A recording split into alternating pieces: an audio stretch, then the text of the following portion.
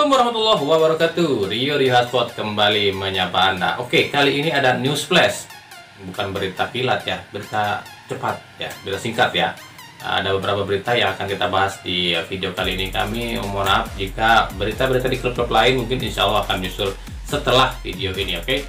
Jadi beritanya apa? Langsung aja yuk kita simak sama-sama. Tapi seperti biasa sebelum kita bahas semua news flashnya, tetap saya mohon dukungannya untuk channel ini agar terus berkembang dan bisa memberikan berita-berita informatif yang tentunya semoga saja bermanfaat untuk kita semua. Dengan cara klik subscribe, aktifkan juga notifikasi loncengnya, like, dan share dan komen juga. Oke, langsung aja, inilah Rio Hotspot selengkapnya.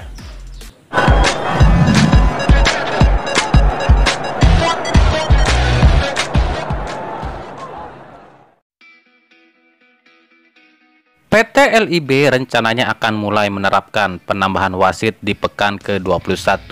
Wasit yang tadinya 4 orang, yakni 1 wasit utama, 2 hakim garis, dan 1 pengawas pertandingan atau wasit cadangan, kini ditambah 2 orang lagi, masing-masing 1 di setiap gawang. Hal ini lantaran banyaknya kritikan supporter atas berbagai kontroversi gol yang terjadi di Liga 1. Sebenarnya wacana ini sudah digagas dari jauh hari, usai PT LIB belum bisa menghadirkan VAR di Liga 1 karena terkendala harga dan biaya. Namun penempatan wasit ini menuai pro dan kontra. Ada yang setuju namun tak sedikit yang sanksi. Yang setuju menilai ini bisa mengurangi terjadinya gol kontroversi. Namun yang sanksi mengaku percuma ditambah wasit kalau wasitnya ada main dengan pihak-pihak tertentu. Bagi yang kurang setuju, mungkin benar, berapapun jumlah wasit, kalau mereka ada main dengan pihak-pihak tertentu, ini artinya sama saja bohong. Karena toh para wasit ini juga manusia yang butuh duit dan juga banyak kekurangan. Beda dengan VAR yang otomatis adalah komputer. Jadi nilai kesalahan VAR jauh lebih minim. Jika bicara besar kecilnya biaya antara VAR dan wasit tambahan sebenarnya hampir sama sih. 1 wasit pertandingan misalnya gajinya 3 juta, berarti jika bertambah 2 sama dengan 6 juta. Perbandingannya biaya VAR adalah 6,8 juta per pertandingan. Jadi sama saja kan? Tapi dari segi efektivitas, VAR jauh lebih efektif. Di liga luar negeri bukan cuma VAR, namun wasit tambahan juga ada, jadi double. Kita akan lihat di pertandingan mana wasit tambahan ini akan digunakan dan kita akan lihat seberapa efektifkah wasit tambahan ini. Jika masih saja ada keputusan kontroversi terutama soal gol, ya berarti percuma dong buang-buang duit saja. Sementara itu, Komisi Disiplin PSSI akhirnya menjatuhkan hukuman pada pemain Borneo FC Rifat Marasabesi atas tindakannya menendang Ardi Idrus saat kontra Persib Bandung. Setelah melihat rekaman pertandingan itu, Komisi Disiplin PSSI akhirnya menjatuhkan sanksi pada Rifat dengan skorsing 2 pertandingan dan denda 20 juta rupiah. Selain Rifat, 3 pemain Borneo FC pun terkena sanksi, yakni Javlon Guisenov yang melempar ban kapten ke arah wajah wasit dikenakan sanksi 4 pertandingan dan denda 50 juta rupiah. Kei Hirose yang menendang kiper Persik Kediri Adi Satrio dikenakan sanksi 20 juta rupiah dan 2 pertandingan, serta Terence Puhiri yang terlibat keributan saat kontra Persik Kediri juga didenda dengan 2 pertandingan dan 20 juta rupiah. Sementara wasit Agus Fauzan yang memimpin laga Borneo FC kontra Persib Bandung dikenakan sanksi skors selama 3 pertandingan dan denda 10 juta rupiah. Ada apa dengan Persib? Ya, itu pertanyaan yang mencuat saat ini. Di tengah gencarnya hujatan untuk sang pelatih Robert Rene Albert yang diminta mundur namun tak digubris oleh manajemen, kini satu persatu pemain Persib pun seolah dikabarkan ingin hengkang dari Persib. Ingat, dikabarkan. Berita tentang Persib seolah-olah selalu jadi buruan para media pencari berita. Bahkan tak sedikit para akun bola ini memberitakan hal-hal yang belum tentu pasti alias hoax. Seperti baru-baru ini, 2 punggawa Persib dikabarkan akan hengkang dari Persib.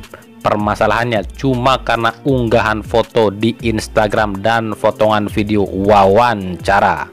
Seperti yang terjadi pada Maklok dan Febri Haryadi, hanya karena unggahan foto dan potongan wawancara, kedua pemain ini dikabarkan akan hengkang dari Persib oleh sejumlah akun berita bola. Maka dari itu, kami di sini akan meluruskan berita-berita ini. Yuk, kita luruskan. Kita mulai dari foto Maklok. Ya, Maklok memang mengunggah foto dirinya berada di pesawat bersama punggawa PSS Sleman Arun Evans menuju Yogyakarta. Karena unggahan ini, banyak akun bola gosip menggosipkan Klok akan keluar dari Persib. Padahal faktanya, Klok memang pergi ke Jogja bersama Arun Evans, namun bukan untuk hengkang dari Persib menuju PSS Sleman, tapi hanya untuk syuting endorse iklan baru produk olahraga. Dan kebetulan Arun Evans pun mendapatkan endorse yang sama. Jadi jelas ya. Kemudian Febri Haryadi. Febri digosipkan tak betah di Persib dan ingin hengkang dari Persib. Hal ini lantaran video wawancara Ahmad Jufrianto yang mengatakan Febri seharusnya keluar dari Persib. Maksud Jupe, pemain dengan skill seperti Febri pantasnya main di luar negeri, bukan Febri yang tak betah di Persib. Tapi para akun gosip memberikan berita yang salah tentang Febri. Febri memang mengaku beberapa kali ditawari main di luar negeri, tapi Febri mengaku dirinya adalah putra asli Bandung dan ingin besar bersama Persib dan membawa Persib berjaya di kancah internasional.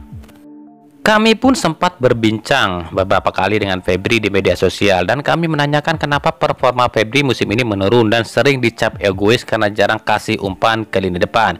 Jawaban Febri, itu bukan keinginan saya, tapi saya terpaksa main seperti itu karena itu taktik pelatih.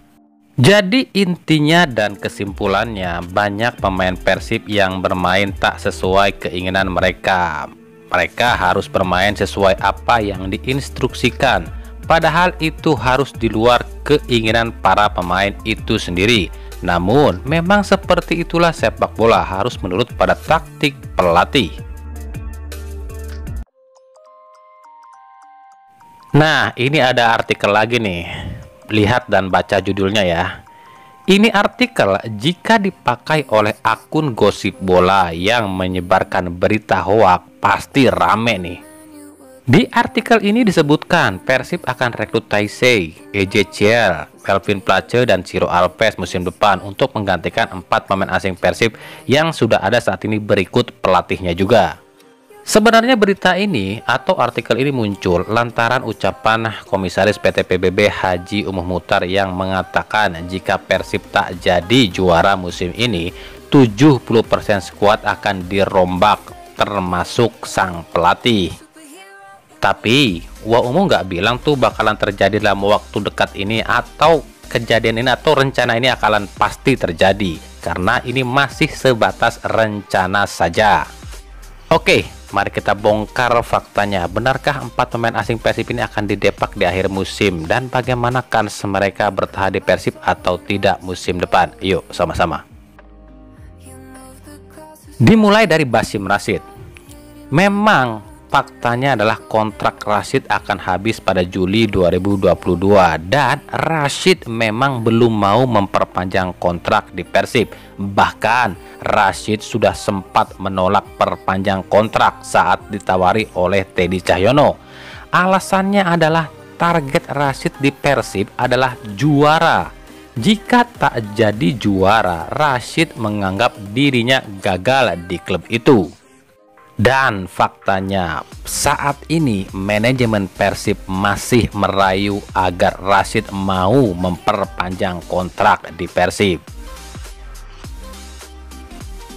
Lalu Bruno Katanhede. Dikontrak hingga akhir musim dengan catatan harus mampu bawa Persib jadi juara musim ini. Jika tidak, maka kontraknya tidak akan diperpanjang. Namun itu masih bisa berubah sewaktu-waktu tergantung performa Katanhede.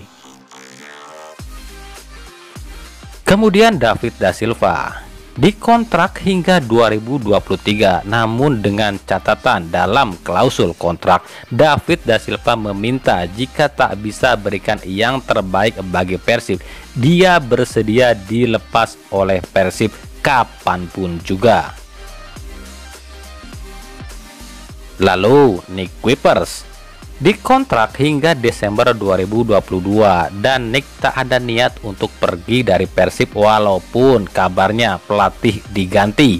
Nick mengaku siap dipangkas gajinya asal bisa terus bersama Persib.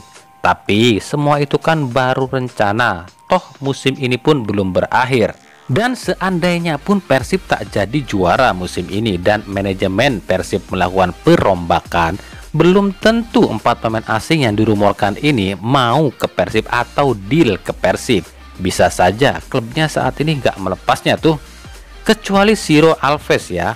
Kabarnya Ciro memang sudah setuju bermain di Persib musim depan. Tapi ini pun bisa berubah. Jadi ya kita tunggu sajalah musim depan. Mantan penyerang Persebaya yang dipinjamkan ke Persela, Jose Wilson, baru-baru ini bertingkah aneh dengan memposting foto dirinya bak seorang raja dengan tulisan Paduka Wilson disertai tulisan Paduka Jancokmen Pinalson siap dengan emotikon tertawa.